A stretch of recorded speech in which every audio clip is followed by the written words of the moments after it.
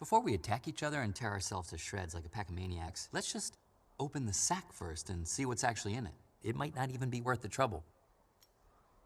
Hi. Okay, it's worth it. Konosuba is a different type of show. Most anime I feel I can pretty easily clump into categories like Re:Zero is isekai, or Hunter x Hunter is shonen, High School DxD is trash. I don't want to live in a world where Rias has a normal rack. They're such wonderful tits, and I love them. I've never loved anything more. Boobies! Konosuba is an isekai, and isekais are shows in which the main character gets transported into another world, typically a fantasy world. If this sounds familiar, it should. It's the basis for a lot of animes today.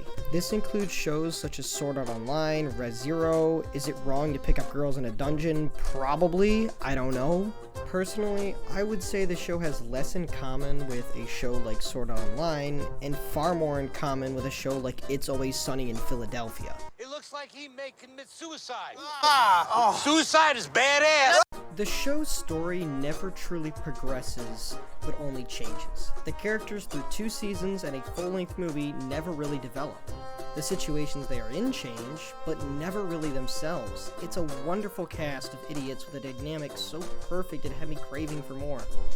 I promise you that this show will cure your depression and then give it back to you as soon as you realize that you finished it all in one night. Where is the 3rd season?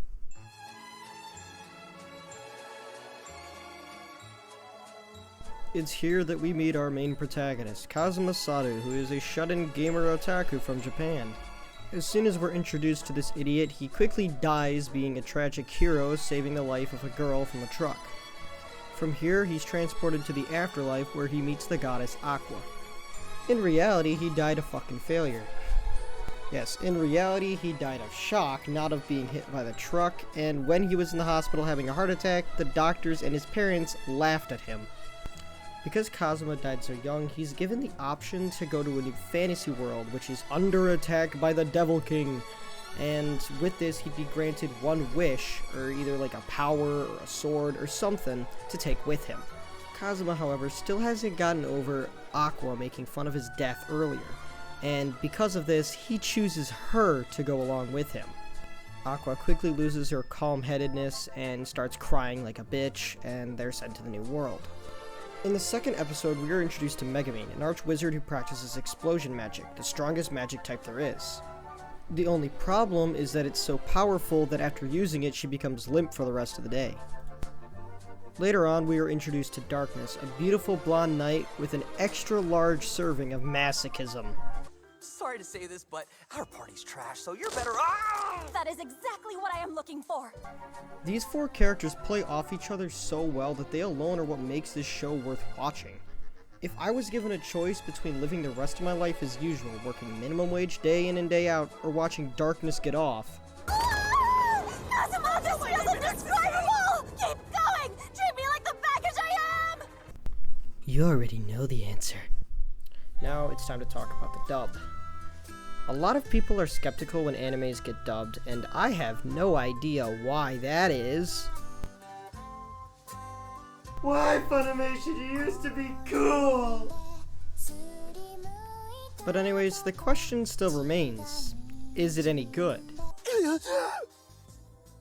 This is awesome. This is so awesome! If every guy did this on the regular, there'd be no more war! Oh, you bet your little sweet ass it is.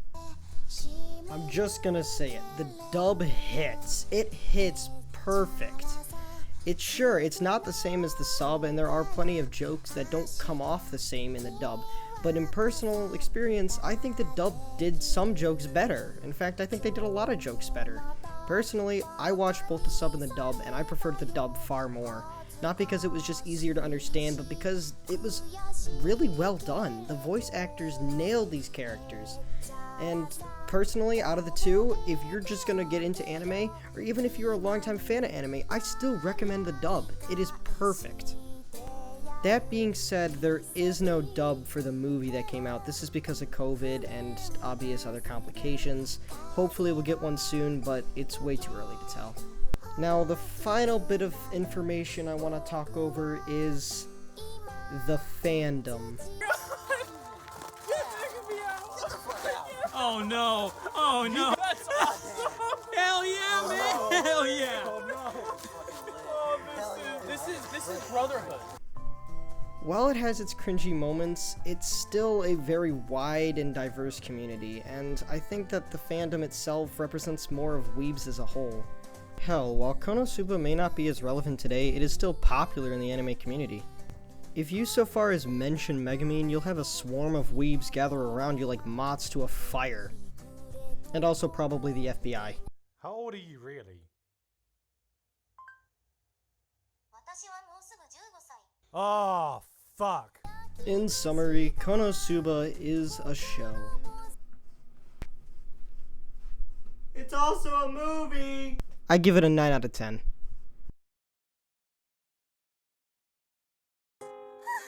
You are boobs.